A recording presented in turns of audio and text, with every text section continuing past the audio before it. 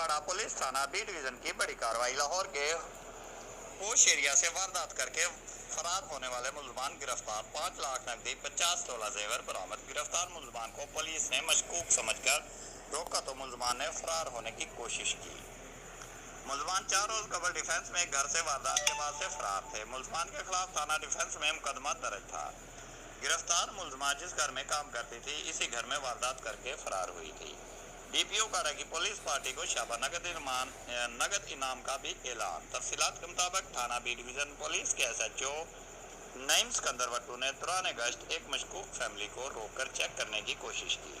खातून, मर्द और बच्चों ने पुलिस पार्टी को देखकर दौड़ लगा दी। पुलिस ने पीछा करते हुए सरवर और इसकी बीवी परवीन को बच्चों समेत काबू करते हुए तलाशी ली तो मुलजमान के कब्जा से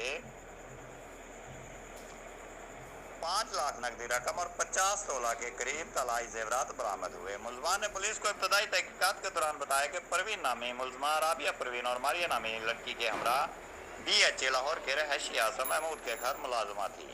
14 अगस्त के रोज परवीन ने साथी मुलाजमा से मिलकर आसम की गैर मौजूदगी में घर वारदात की और 50 तोला जेवर और 5 लाख नकदी रकम ले आए, जिसका मुकदमा थाना डिफेंस लाहौर में दर्ज है। पुलिस ने गिरफ्तार मुलजमान से मज़ीद तहकीकात शुरू करते हुए डिफेंस पुलिस को भी आगाह कर दिया है और मुलजमान की दिगर साथी ख्वातीन की गिरफ्तारी के लिए टीमें रवाना कर दी है।